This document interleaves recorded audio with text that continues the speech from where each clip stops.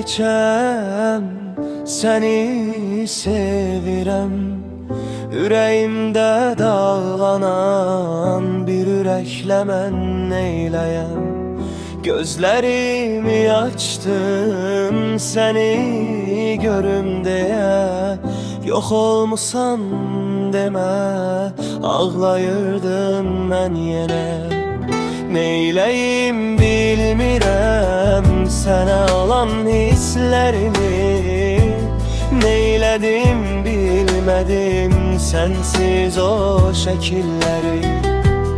Mən necə edəcəm darıxmamağım üçün, ürəyimdə çıxıb saxlamışam bu ürəyi.